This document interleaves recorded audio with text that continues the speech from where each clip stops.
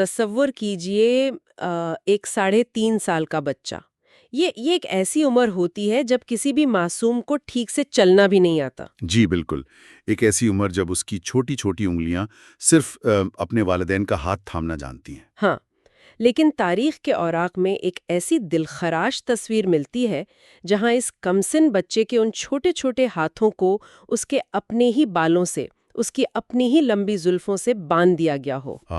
یہ منظر ہی انسان کو توڑ دینے کے لیے کافی ہے۔ واقعی آج کی اس گہری تحقیق میں ہم جس عظیم ہستی اور ان کے دردناک سفر کی بات کر رہے ہیں وہ ہے امام محمد الباقر۔ جی، وہ شخصیت جنہیں تاریخ باقر العلوم یعنی علوم کے سمندر کو چیرنے والا کہتی ہے۔ لیکن اس علم کے سمندر کی ابتدا ایک ایسی خون چکار اور اشکبار تاریخ سے ہوتی ہے جس کا صرف تصور ہی روح کو کمپا دیتا ہے۔ اس سفر کا آغاز واقعی بہت دردناک اور ٹھہراؤ طلب ہے، لیکن اس سے پہلے کہ ہم تاریخ کے ان اشکبار اوراق کو مزید پلٹیں، اس خاص گفتگو کے شروع میں ہی ایک بات واضح کرنا بہت ضروری ہے۔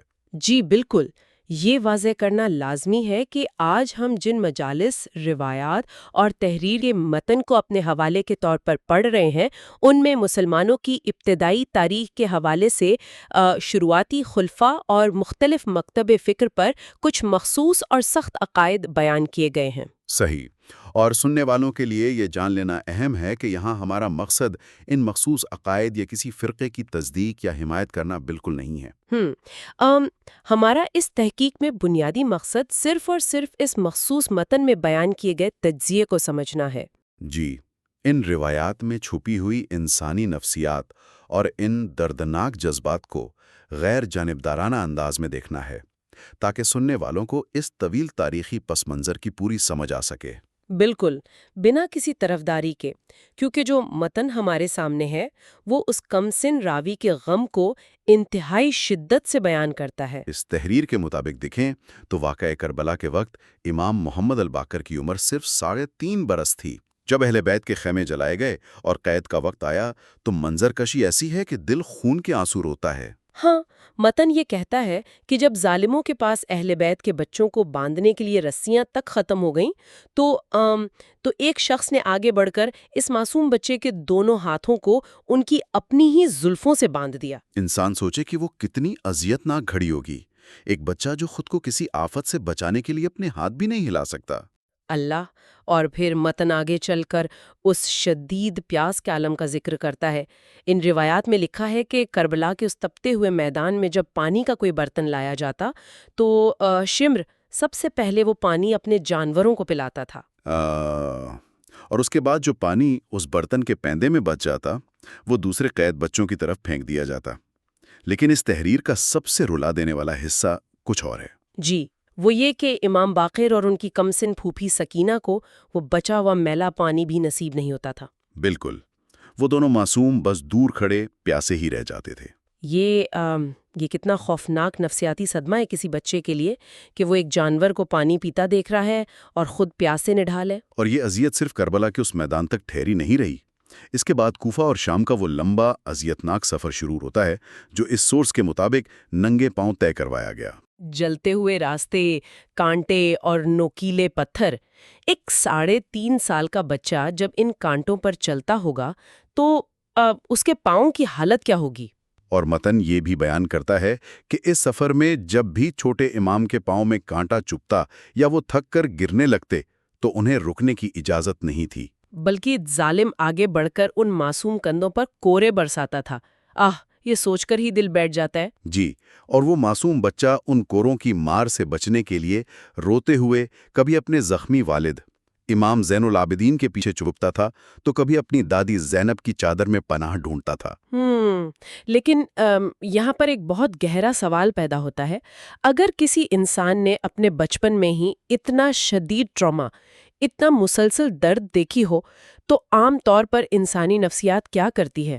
عام طور پر تو انسان یا تو شدید انتقام کا راستہ چنتا ہے یا اس کے دل میں دنیا کے لیے ایک زہریلی نفرت پیدا ہو جاتی ہے۔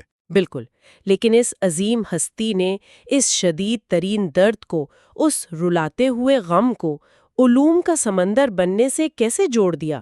یہ غم نفرت میں کیوں نہیں بدلا؟ یہی وہ عظیم مقام ہے جہاں ان روایات میں سلسلہ امامت کا تصور اپنی پوری شدت کے ساتھ نمایاں ہوتا ہے۔ اس سوال کی گہرائی تک پہنچنے کے لیے ہمیں تھوڑا تاریخ میں آگے بڑھنا ہوگا۔ جی، یعنی 57 ہجری اور اس کے بعد کے حالات پر نظر ڈالنی ہوں گی۔ صحیح۔ اگر ہم اس دور کو دیکھیں تو اس متن کے مطابق اس وقت معاشرے کی حالت انتہائی تاریخ ہو چکی تھی۔ عوام ابتدائی اسلام کی بنیادی باتیں، یہاں تک کہ نماز پڑھنے اور حج کرنے کا طریقہ تک بھول چکے تھے۔ ریاستی اور سیاسی کشمکش اور تخت کی جنگ میں خدا کا اصل تصور جیسے کہیں گم ہو کر رہ گیا تھا۔ اور یہ سمجھنا مشکل نہیں کہ ایسا کیوں ہوا ہوگا۔ جب ریاست اپنی طاقت کو بچانے کے لیے دین کا استعمال کرتی ہے تو عام انسان آہستہ آہستہ سچائی سے دور ہو جاتا ہے۔ واقعی، اور ٹھیک اسی دور میں کربلا کے اس کمسن راوی نے لوگوں کو واپس خدا کی طرف بلانے کا وہ کام شروع کیا جس کی مثال نہیں ملتی۔ اس تحریر میں ذکر ہے کہ جب امام باقر اس افراتفری کے دور میں حج کے لیے مکہ پہنچے تو جیسے ہی ان کی نظر خانہ کعبہ پر پڑی، انہوں نے بلند آواز میں زار و قطار رونا شروع کر دیا۔ ہاں، اور وہ اس قدر رو رہے تھے کہ ان کے ساتھ موجود ایک شخص جس کا نام افلا بتایا گیا ہے، اس نے انہیں عام لوگوں کے سامنے اس طرح رونے سے روکنے کی کوشش کی۔ یہاں افلاح کا رویہ اس وقت کی ظاہری سوچ کو درشاتا ہے۔ اس نے آگے بڑھ کر کہا کہ لوگ کیا سوچیں گے؟ لوگ دیکھیں گے کہ یہ رسول کے فرزند ہیں اور اس طرح آواز نکال کر رو رہے ہیں۔ یعنی اسے اس بات کی فکر تھی کہ دنیا والے اس گریہ اوزاری کا کیا مطلب نکالیں گے۔ جی، اور اس ظاہری فکر پر امام کا جو جواب تھا وہ بالکل روح میں اتر جانے والا ہے۔ انہوں نے فرمایا، وائے ہو تجھ پر افلاح، لوگ جب دیکھتے ہیں تو رحمت سے نہیں دیکھتے، صرف اللہ رحمت کی نظر کرتا ہے۔ یہ جملہ اپنے اندر کتنی گہرائی رکھتا ہے۔ یہ بالکل ایسا ہی ہے جیسے کوئی انسان طوفان کے بیچوں بیچ کھڑا ہو، آس پاس سب لوگ چیخ رہے ہوں، افراتفری ہو، لیکن اس ٹھہرے ہوئے انسان کی نظر صرف آسمان پر ہو۔ بالکل، کیونکہ اسے اس بات کی رتی برابر پرواہ نہیں کہ آس پاس کے لوگ کیا کہہ رہے ہیں، اسے صرف اپنے خالق کی محبت اور رحمت دکھ رہی ہے۔ اگر ان الفاظ کو اس تاریخ کے پس منظر میں رکھا جائے تو بات اور واضح ہو جاتی ہے۔ اگر پوری دنیا بھی اکیلے کھڑے انسان کا مذاق اڑا رہی ہو، تب بھی خدا کی یاد پر قائم رہنا ہی اصل ہدایت ہے۔ ان روایات کے مطابق یہی وہ پہلا قدم تھا جس کے ذریعے امام باقر نے اس بھولی ہوئی امت کو واپس توحید کی طرف بلایا۔ لیکن یہ علوم پھیلانا کوئی آسان سفر تو نہیں تھا نا، کیونکہ حالات اس قدر سخت تھے کہ عام لوگوں کا دین سے وابستہ رہنا ہی جرم بن چکا تھا۔ جی ہاں، تحریر میں یہ واضح دعویٰ کیا گیا ہے کہ اس دور کی حکومتوں میں ابتدائی خلفاء سے لے کر عہد مروان کے زمانے تک احادیث بیان کرنے اور لکھنے پر سخت ترین پابندی عائد تھی۔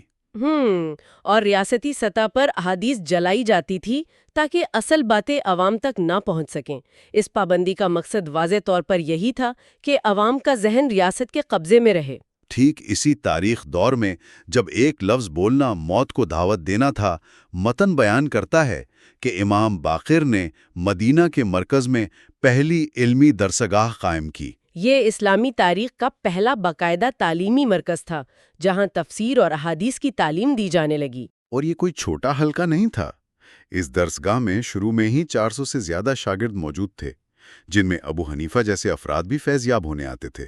لیکن ایک منٹ، یہاں ایک بہت منطقی سوال پیدا ہوتا ہے۔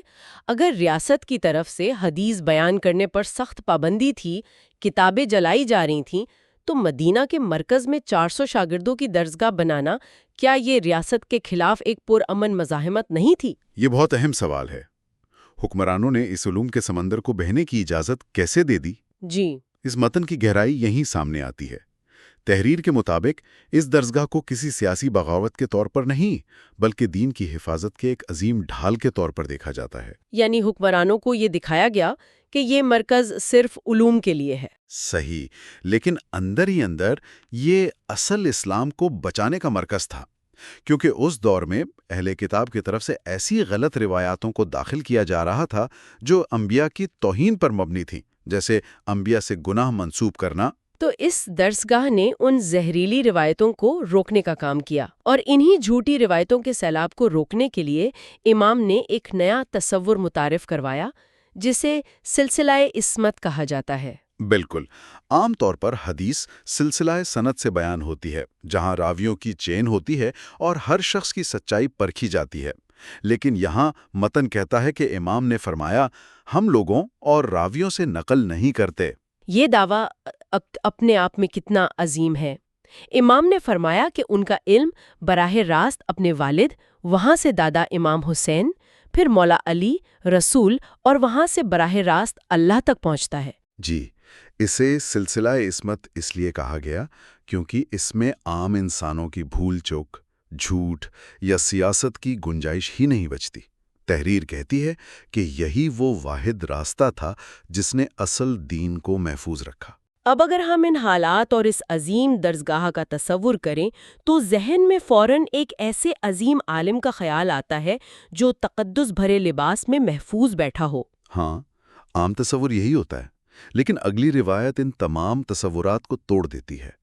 روایت کہتی ہے کہ گرمی کا موسم ہے، امام کی عمر ضعیفی کی طرف جا رہی ہے، اور وہ مدینہ کے باہر کھیت میں سخت جسمانی محنت کر رہے ہیں۔ اپنے 2 غلاموں کے ساتھ کھیتی باڑی کر رہے ہیں، پسینے میں ان کا پورا وجود بھیگا ہوا ہے، اور اس محنت کے دوران وہاں سے ایک شخص کا گزر ہوتا ہے جو اس منظر پر تنقید کرتا ہے۔ جی، اس کی سوچ وہی روایتی تھی کہ دین صرف عبادت گاہ میں ہوتا ہے۔